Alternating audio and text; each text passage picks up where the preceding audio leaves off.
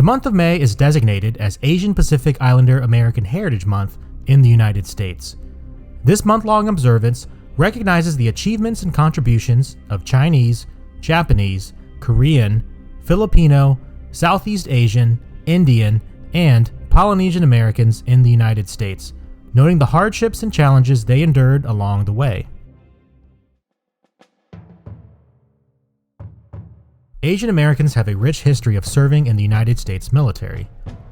Even during a time of great discrimination towards Chinese immigrants, the National Park Service estimates that upwards of 100 Chinese enlisted to fight in the American Civil War. While this number seems low, at the time, there were less than 1,000 Chinese living on the East Coast during the war. Edward de Quijota was one of these men. Coming to America as a stowaway from Shanghai in 1850, he would go on and serve 30 years in the Army and eventually open a business in the Midwest.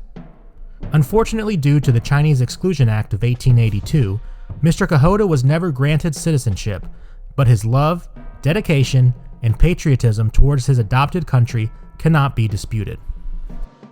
Baggett Singh Thind arrived in the United States from India in 1913 to pursue higher education. Recruited to fight in the First World War, Thind fought in the Army and was promoted to acting sergeant in November 1918. He is the first U.S. serviceman to be allowed to wear a turban for religious reasons as part of his uniform.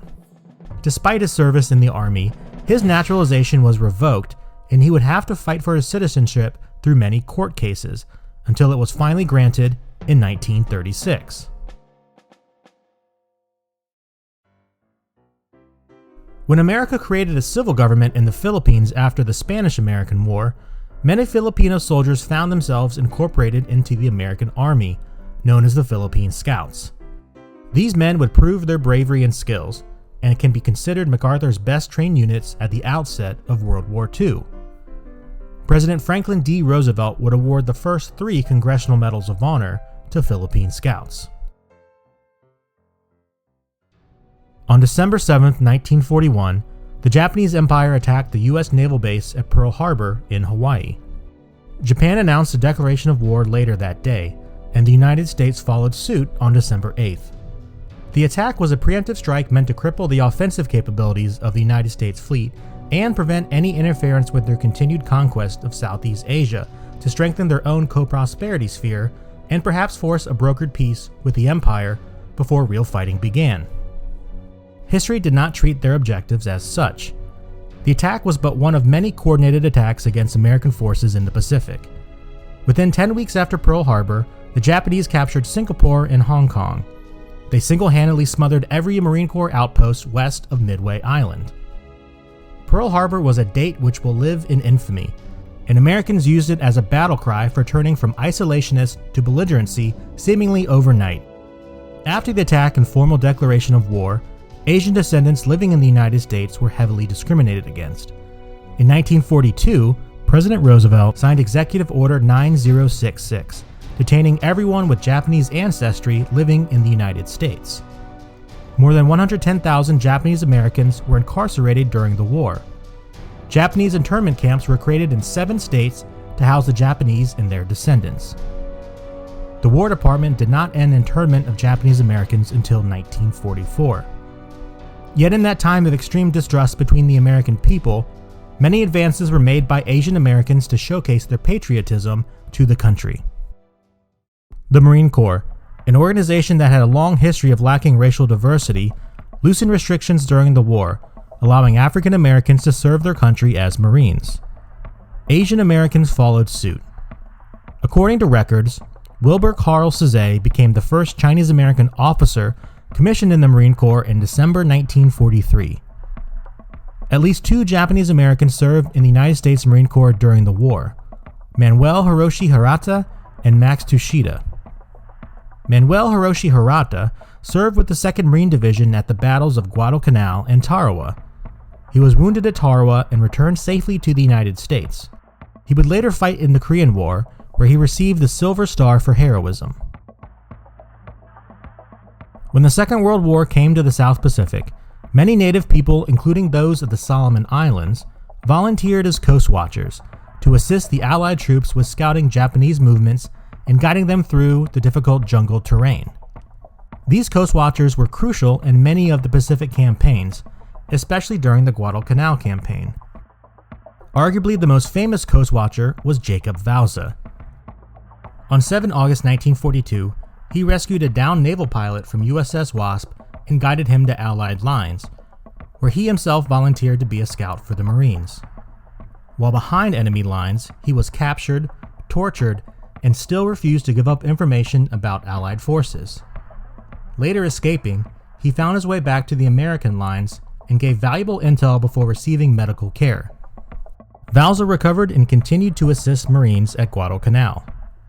For his actions, he was awarded the Silver Star, presented to him by Major General Alexander Vandergrift, commanding general of the 1st Marine Division.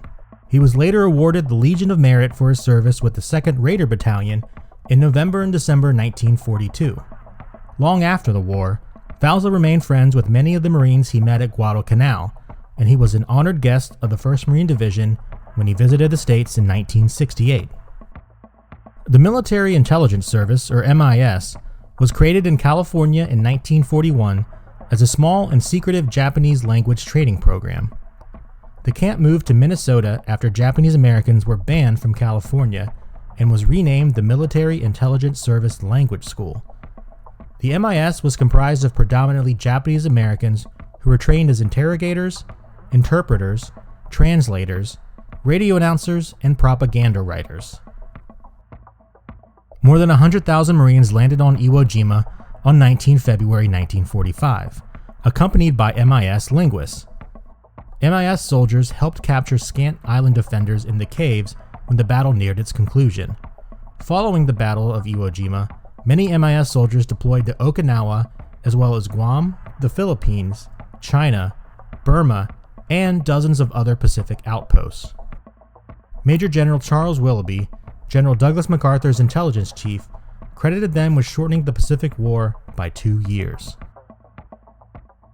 When the United States desegregated the military in 1948, all segregated units ceased to exist, allowing full integration into the branches of the armed forces. Major Curt Chu and Lee, one of the first Marine officers of Chinese descent, enlisted in 1944 at age 18, but found himself instead assigned to a state-sized Japanese language school. When the war ended, he was accepted into officer training school and graduated as the first non-white officer and one of the first Asian Americans to serve as a Marine regular officer. During the Korean War, Lieutenant Lee received the Navy Cross for extraordinary heroism during the Battle of Chosin Reservoir. He retired from the Marine Corps in 1968 as a major.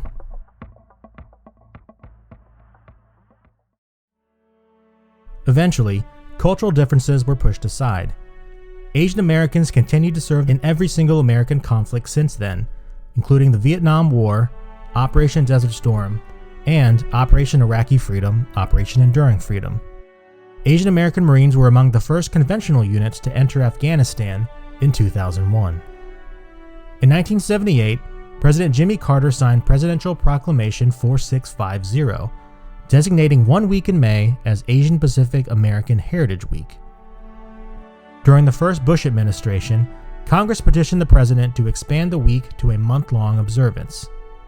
In 1992, the month of May was officially designated as Asian Pacific Islander American Heritage Month.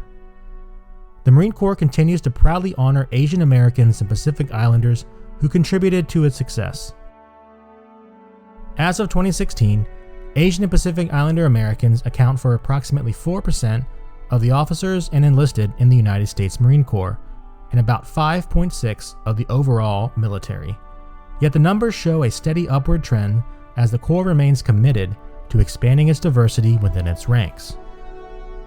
Asian and Pacific Islander Americans are now part of the diverse American landscape and will remain an integral part to Marine Corps values thanks to the trailblazing efforts of the individuals discussed in this video.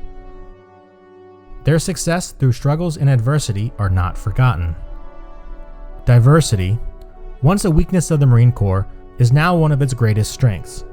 Marines of all races use their personal backgrounds, heritages, and traditions to strengthen the fighting spirit of the Corps. Since World War II, Asian Americans have served in the United States Marine Corps and exemplified its motto, Semper Fi, or always faithful. 永远忠实，いつも誠実な。항상 충실. ซื่สัตย์เสมอ सदैव विश्वसनीय. For more information, visit us online at www.usmcmuseum.com.